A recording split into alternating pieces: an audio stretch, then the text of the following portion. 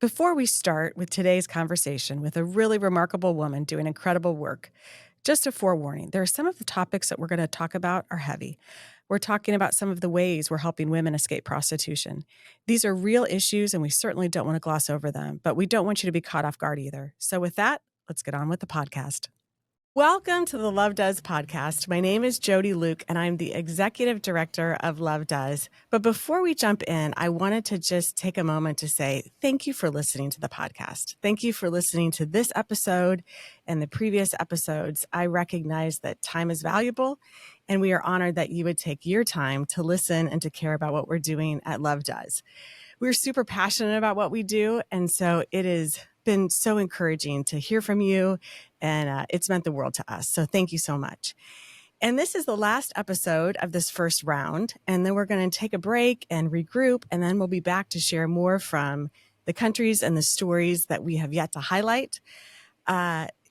And I would say also, too, that I want to shout out to Marcus. He's our engineer. He's our producer behind the scenes, and he's just done a wonderful job. And he is as talented as he is. His heart is even bigger. So I wanted to say thank you. He's behind the scenes, as well as I always want to honor all the Love Does staff because we're coming to the end of this first round. And it's a team effort, you know, the country directors and the volunteers and the staff. Anytime I can highlight them, I want to. So today we're going to be talking about the Dominican Republic with my good friend. And Love Does has English schools and preschools, and we also have a fantastic women's resource center there. And Love Does works in a lot of conflict zones and post-conflict zones. And so I thought it would be helpful to give a little background behind the Dominican Republic as to why we've jumped in to work here. So the Dominican Republic is located on an island in the Caribbean, and it is the home to two sovereign countries. To the west is the Dominican Republic with Spanish roots, and to the east is Haiti with French roots. And if I got my history correct, I think that split happened in the late 1600s, and then they were emancipated from their European ties in the 1800s. But there's still that imaginary geographic line in the middle that separates the two countries. But even more so, they're separated economically, culturally, politically. And so today, tensions really still run high between the two countries, where there's a lot of Haitians that flee to the Dominican Republic because of political unrest, gang violence, and just extreme poverty. That being said, the Dominican Republic is known for, its stunning beaches, which they are stunning, their baseball players, the culture, the music, but it also has its own share of obstacles. It, too, deals with some political corruptness. It has a lack of infrastructure. I think over 20% of the residents do not have running water.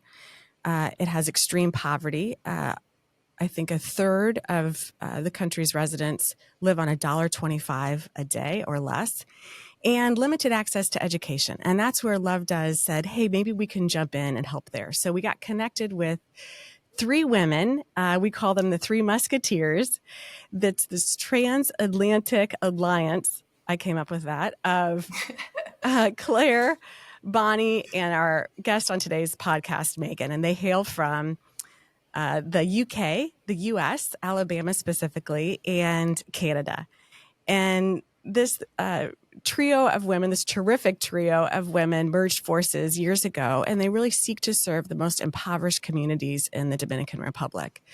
And they're not only humble and thoughtful and helpful and generous, but they're also just a lot of fun, which I think you'll see today. And we get to talk to the ringleader of the trio, Megan, and she's with us today on the podcast. So first of all, Megan, thank you for listening to that really long introduction, but welcome to the podcast.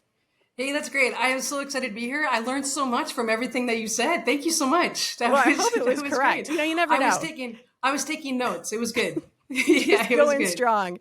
Well, I'll say, really, you do have a great sense of humor. You all three, Bonnie, Claire, Megan, they have a great sense of humor. If you show up, they're probably wearing some T-shirt with some slogan that makes you laugh. Kind people are my kind of people, or it's boring without me. I don't know. That being said, I think you have had to have a sense of humor to do what you've done so long and be in this space. So tell us a little bit about why the DR, how you got there, and why you've stayed there. Yeah, so it was actually like in 2003. I was youth pastor at a church in Ontario, and the senior pastor came in and he said, "Megan, I want you to take your youth group on a mission trip." And I had never actually been on any type of like a mission trip, a humanitarian trip. I'd never been on anything like that before, so I had no idea what I was doing or where it is that we would go. I knew nothing, and so what I did was I took the globe and I spun it, and then I just made sure my finger was south because I wanted to make sure I went somewhere warm. And I just touched the globe, and it was the Dominican Republic. Oh, And so that's where I took my group. And so then years later, at another church, we started taking groups down to the Dominican and doing work. And then it was in 2009 that my church and my husband gave me their blessing to leave them for the summers. And I started working in a community called Carabayou.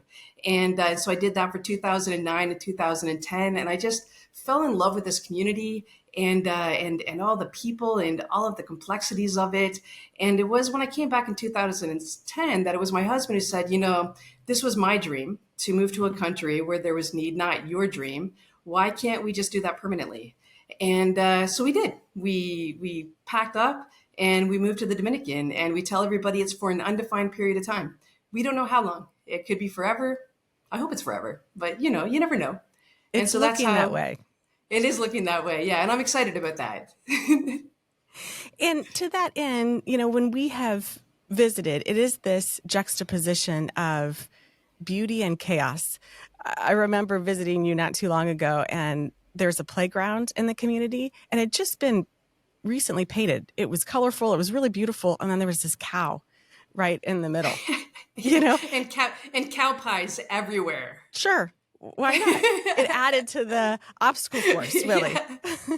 But we were also walking in the community, and you would see a stone, and it had, John 10:10, you may have life and life to the full, and behind it is all this trash. And yet the crazy thing is that there's a lot of beauty, quite honestly, in the community, and it's in the people. And I know you fell in love with the people. And part of working in these communities is also finding a trusted leader.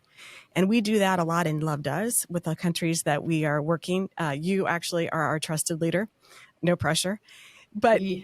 to that end, you're in these communities, you find that trusted leader. Why is that important to the success of what you do? I think first and foremost, the leaders are the most knowledgeable about their communities and what the problems are in their communities, what has not worked in the past, what they think might work, and they have the ability to make it done. I mean, our goal is just to come alongside them as they dream about how they want to better their communities and to be able to empower them in whatever they need to make it happen. And it's been amazing and inspiring to see leaders just love their community so much and work so hard to make sure that everybody can achieve. What are some of their names? Because I think they're so remarkable. I just want to name them. Oh yeah, okay. So Umberto, Mm-hmm. Onas, Yep. Ensign, Rosario, Valario, Benito, Anna. They are just people who serve their communities, and their names are never going to, maybe be known all these places, but they deserve to, just by the way that they are so unselfish in the way that they serve. Don't you feel like? Yeah, I hope so. I mean, I really just think the world needs to meet them and to know not to know what they're doing, but to know that they can. I mean, people talk about, can these communities succeed?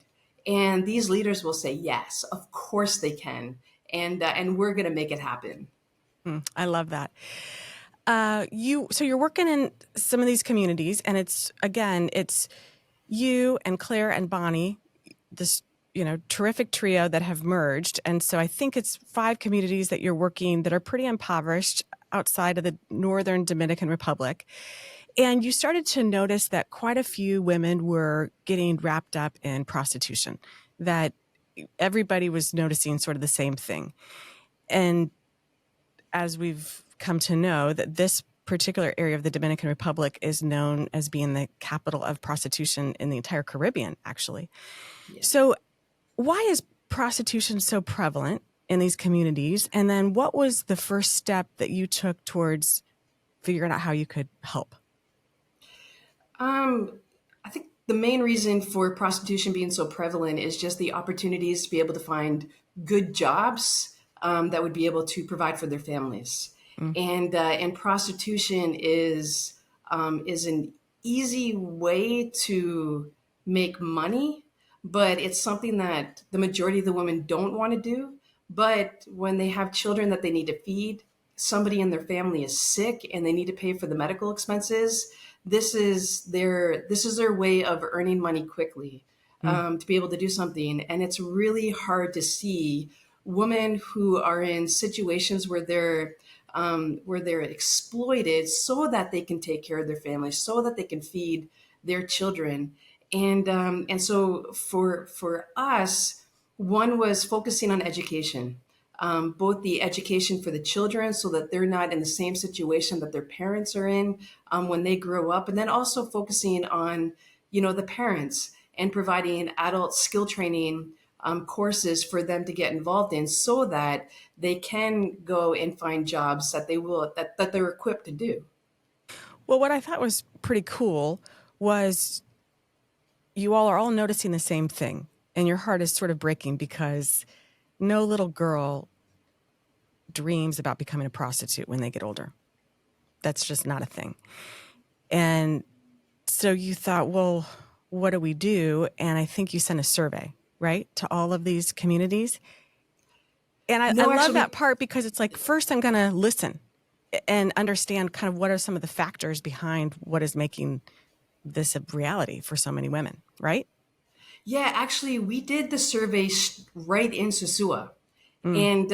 And what we did was, Bonnie created a survey, and we hired 4 sex workers in Sosua, and we paid them a regular nightly wage, and they went out for 3 nights, and they got 252 women to fill out the survey of sex workers in Sosua, and they filled out our form, and basically it's learning about their circumstances, learning about what's going on in their lives.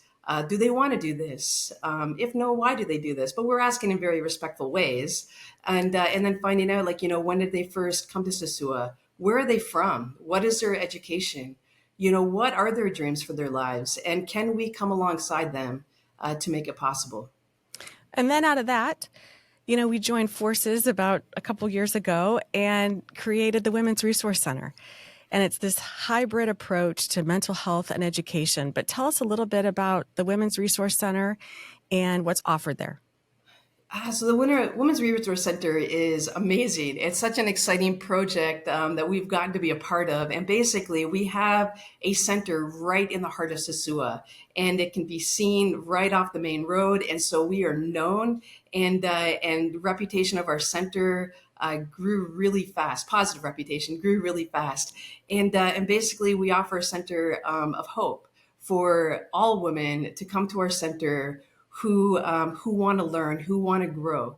And in our center, we have English classes, we have adult skill training classes, we provide psychology, we help women write out their resumes. A gynecologist comes in once every 2 months for women checkups.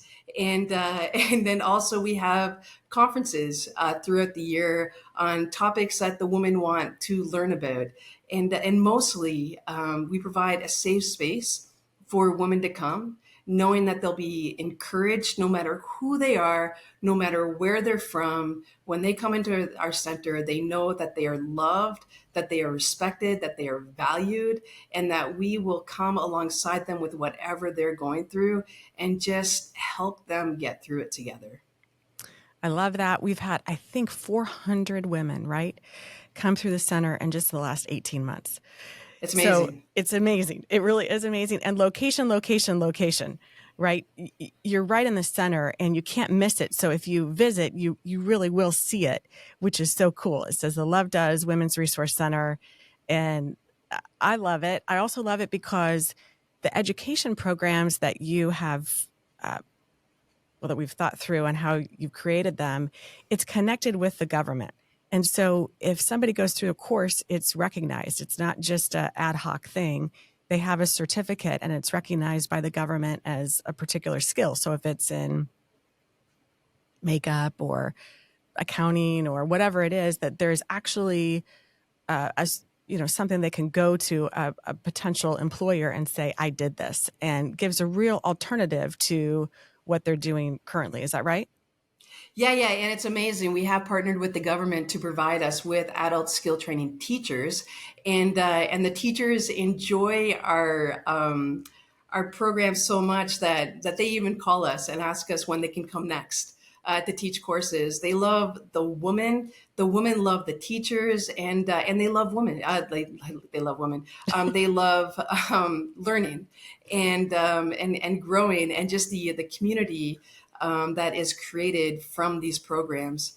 But it's fantastic to know that the government not only supports what it is that we're doing, but they also see that is definitely needed in the community, and it's definitely going to help the women. And so they are just extremely grateful. And however they can participate in what it is that we're doing, they want to. And it's the first of its kind in the entire country. I know even in the South, they're aware of it. And that's a pretty cool thing in such a short amount of time to have that kind of impact. And I think part of it is the secret sauce of the mental health piece. We were talking with Ilwad in Somalia a couple weeks ago, and she was saying that there's actually no word for mental health there. And it's a little bit more widely recognized in the Dominican Republic, but not much. It still is sort of new. It's a new concept. There's still a stigma around it. And the secret sauce of the Women's Resource Center a little bit, I think, is Noah, who is the staff psychologist. And she's just this wonderful person. And we got to hang out with her a little bit not too long ago. But how do you just tell us a little bit about her and how she sort of has gotten the women to start to think through kind of the mental health piece of it as part of an integral piece of their success? Yeah, Noah is such a fascinating woman, and I appreciate her so much. But I met Noah back in 2020, and in the community that I spend a lot of my time in, they were going through a really hard time, and so a friend had introduced me to her because what she did in her spare time is that she went to communities to talk about mental health, to talk about stopping violence in the family, to talk about women's rights, and to stop violence against women. And she would counsel women. She had these stickers that she would put on the back of cars with everybody's permission. But you go through a Puerto Plata and you'll see her stickers, and on the sticker is her phone number, and you can call her anytime. And on her free time, she would provide counseling in her home. And then she was Oh my also gosh, it's like she working. took a page out of Bob's book. Bob Goff is the founder of Love Does and put I was his even going to ask if he met her first before writing the book, and, no, and so she, but she also had her full time job and working as she had a government job, and so when we were starting, Love Does, and we were looking into, who do we want to work here, I immediately thought of her and I approached her and I said, hey, how would you like to do what you are doing so amazingly, and to be able to do that full time? And so we talked about it, and oh my gosh, she said yes, and and it was so exciting, and she is such a valuable part of our center. Talking to women meeting her at their lowest points in their lives, and her being able to talk them through what they're going through, and then providing skills for them to cope with what they're going through, to get out of what they're going through, and then just to achieve, just to thrive, just to grow and learn and find some type of enjoyment in their lives. And it's been so amazing to see the women who have been changed as a result of the counseling that she provides. Well, we got to experience that because when we were with you not too long ago, we had this event and you all created it, and I think invited women to come and just share what the Resource Center has meant to them. And it was upstairs in the center. I'll tell you, I was sweating like crazy. It was very, very hot. Nobody else seemed to care. Who knows? Maybe it's my age. I don't know.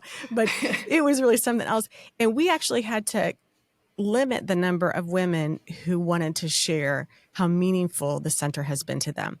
I remember one woman got up and just talked about how she showed up and she felt like she was 10% of who she was. And Noah came beside her and really supported her. And then she got to the place where she felt like maybe she was 80% and could take some of the classes, and took not just one, but 2 or 3 classes, and was so excited because then her whole face lit up because she said, I now have not just 1, but 2 jobs. And you could see just the pride and not only what she had accomplished with her professionally, but also just personally, the mental health piece of that. And so you could really see that it was making a significant impact, and they were moved by and just kept saying, thank you, thank you, thank you for giving me a second chance, and just what the power of second chances can do. I mean, was there a story that stuck out to you that day or another one? I was outside because the room was packed, and so I could only like hear like little snippets, because you took the best seat in the house, Well, and yes. and I lost my seat, so I didn't Oh, didn't gosh. actually get a chance to be There a was part of all room. that. Okay. Yeah, but one impact story that really that hits me, and it's just like you know there was a woman, and she has 3 children, and she was a sex worker in Sosua, and when her daughter turned 18, her daughter started coming to Sosua as well, to walk the streets, and then one day a man paid for both of them, and so she was with so they did what they did to get paid, and a week later she shows up at the center, and her first session was just crying, and she just put her head on Noah's lap and she cried the whole entire time.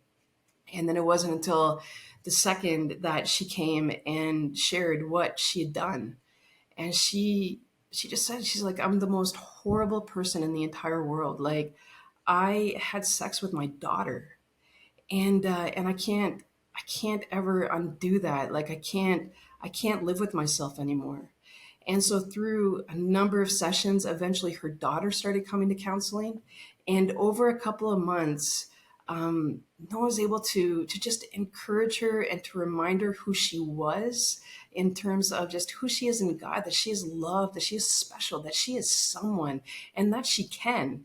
And she is now in living in Santo Domingo, and she has various jobs as a house cleaner, and she's actually putting her daughter through law school, and her daughter is now studying law, and her daughter still at times comes to Sosua, to earn some extra money, but for her other children, it's like she's going to make sure that her other children are never in that situation, and she's going to make sure that her older daughter never has to be in that situation. She's going to do whatever she can to make sure that her children now have a different life.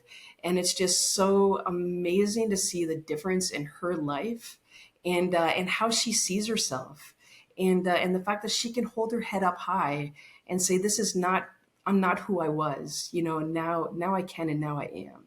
Hmm. That'll be a pretty cool law school graduation. Yeah, yeah, oh my gosh, yeah, I want to be there for I sure. would I would like to be there as well. And well, you see the power of education, right? And so, that has been integral and central to the success of the Women's Resource Center. And switching gears a little bit also to jumping in on the education back in the communities where it's a big jump. Now we're going to the kids that we have. There was kids running all around, and there were some preschools, some were half day, some wasn't happening. And then we sort of came beside you all and said, what if we formalize a full day preschool?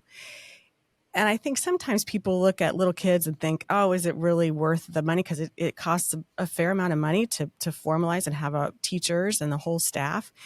And yet the statistics would say something very different, that I think 25% of the world's population does not have access to early education.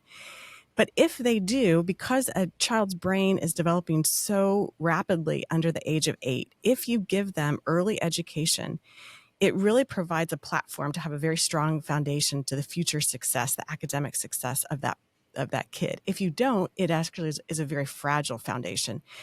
But if you do, they say that the mental health is improved, that actually lifespans are increased, teenage pregnancy is reduced, and that the relationships that are formed early on then have the ability to create really successful relationships with their caregivers, with authority figures, with their peers, and with their family members. They're allowed some structure and how you negotiate between peers. And it really provides a great starting point for these little kids. And we saw that when we visited the preschools. You saw before where the kids were all running around. It seemed crazy. They were really well behaved and were doing an awesome job in these preschools in all these different communities. When we talked to the teachers, they were just blown away. So tell us a little bit about what this has meant to the teachers in those communities and the families. It's incredible. I mean, one, like you said, like it gives them a start for school. When they go into the public school system, they get to start with confidence, and they've learned how to, for lack of, be disciplined, and they learn how to listen. They learn how to share toys, and for a lot of these children, they don't even have toys. The parents don't have the resources for the kids to play, and well, at the same time, they have imagination. They take orange juice boxes, and they'll turn them into cars, which is cute. But just like, sharing with each other and interacting and having a stable environment where they can learn how to resolve conflict with each other. And also for some of our communities, where the children are Dominican children, but of Haitian descent, they're growing up learning Creole. And so in only knowing Creole, that puts them way back when they begin to start school. And so it's in the preschool where they start to learn Spanish, and they start to be able to speak more Spanish, so that when they start, in kindergarten, they're starting at, it's a good start. It's a good start for them. And then also what's really vital in the program is food. They get a lunch, they get a nutritious lunch every day. And that's something. I mean, normally they might have one meal a day. They probably wouldn't have two meals a day. And so by being able to provide a nutritious meal for when they're in school for the full days is amazing. And the parents, it just alleviates so much stress off of the parents, and also for the parents, by it being a full day preschool, it also gives the mom an opportunity to find work while the kids are in school. And so through that, being able to find work that they'll be able to provide for their children during that time as well. Well, it's an investment in those kids. You don't see it right away, but we trust that in the years to come that it will yield really incredible results, because what we've found around the world is that it's not just learning ABCs and 1, 2, 3s or a different language. It also has that intangible communication value that says you're worth it, that we believe in you, that even though you're small, you still have value, and that you could do amazing things. And I think by putting these schools together, I'm really excited about that piece of it. And you could see that it was really important to the parents. I think one of the last schools that we visited, one of the parents came, I don't think you knew that it was happening, and had created her own certificate to just say thank you on behalf of the parents and the community for caring for their kids. It was really kind of touching, just how meaningful it was, because I think in other parts of the world, you take that for granted. That education, though, in these communities, there's limited access to it. So it's a gift. It's not something to be taken for granted. No, it means so much to them, and it means so much that there's something for their children to be a part of. And when the children come home, they're excited. They're excited to go the next day, and the parents aren't trying to push their kids at the door to go. Like, the kids are running, to get to school. They want to be there. They want to learn, and they are encouraged. And I think, like, just they become better kids for the parents as well.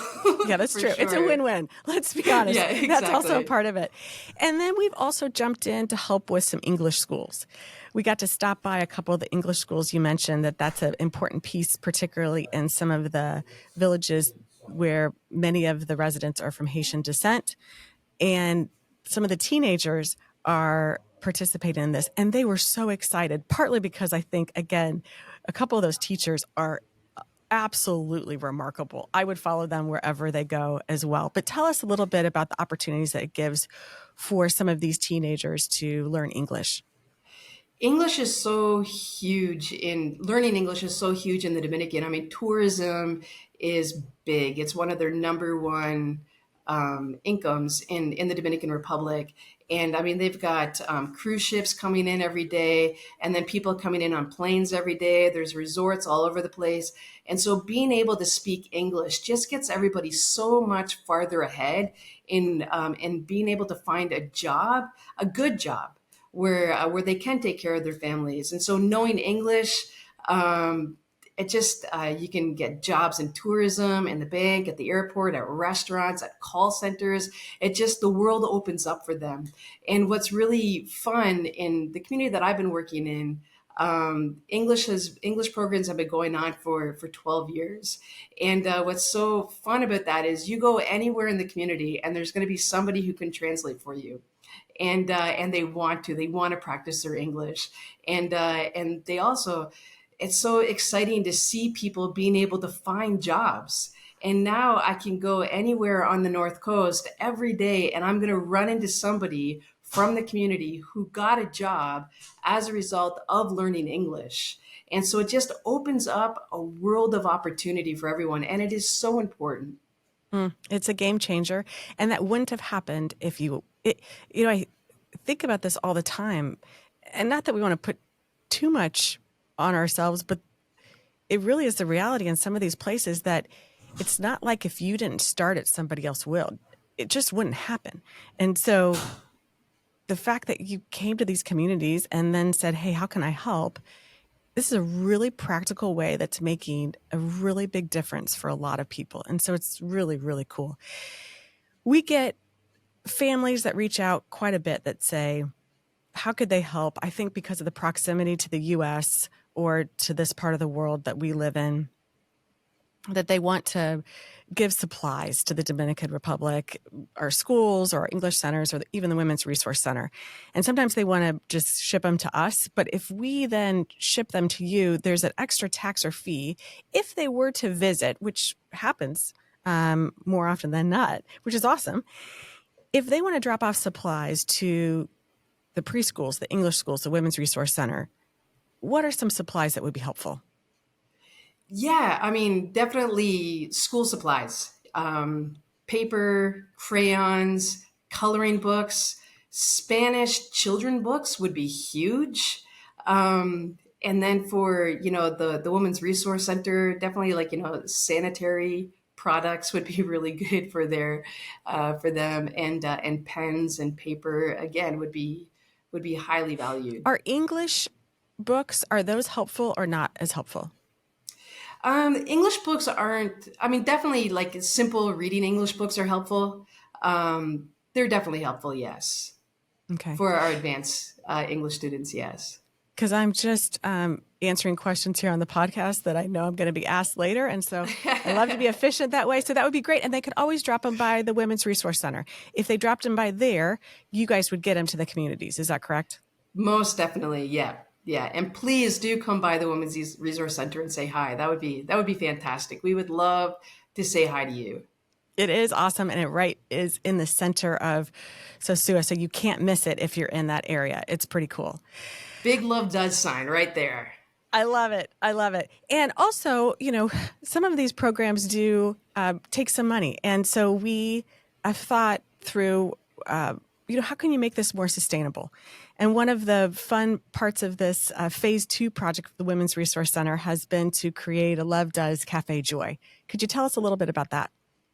Yeah, so in the next couple of months, we're going to be opening up a Love Does Cafe Joy, and basically it's just going to be kind of like a breakfast lunch joint where people can come and actually like get food that you can't get in the Dominican Republic. And I don't really want to say exactly what it's going to be because I'm worried that somebody in the Dominican is going to hear it and then they're going to replicate it, and that's just going to ruin all of our plans. But anyways, it's going to be really, really good, and the idea is that the cost of running the Women's Resource Center. The proceeds that we make from the Love Does Cafe Joy Center will go straight to the Love Does Center.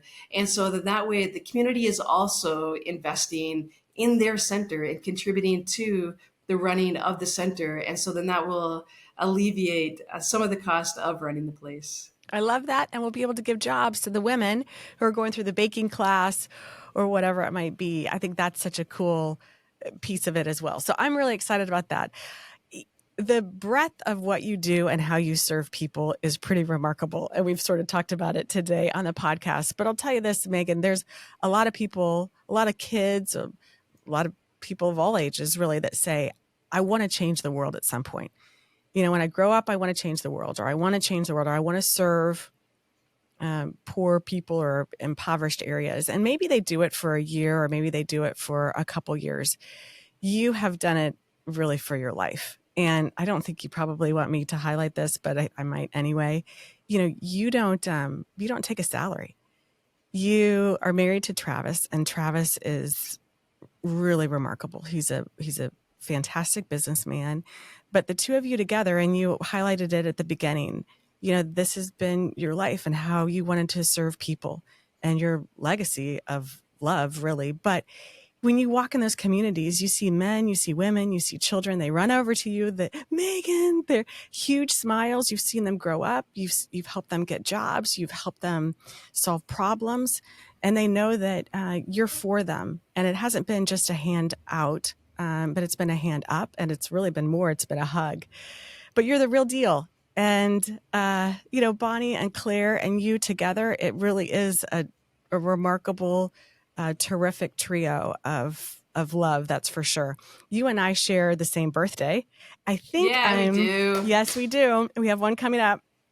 I think Yes, I'm we a do. year, I think I'm a Everyone. year older than you are, but I will tell you this, I look up to you. And I learned from you. I'm inspired by you. And I'm really grateful for the partnership and the friendship. So thank you for doing what you do. Thank you to Bonnie and Claire for doing what they do as well. And just being a part of this beautiful thing that we get to do together. It is, I love it. And I hope it goes on for a lot longer. So thanks for your time today to highlighting all the programs.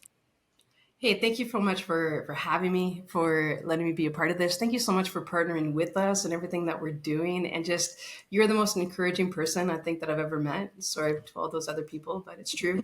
And really, like when I think about people who just help me feel better about myself, you master that. And so I'm really grateful for our friendship. Thank you. We'll look forward to our next visit for sure. Me Thanks, too. Megan. All right. Thank See you you. later.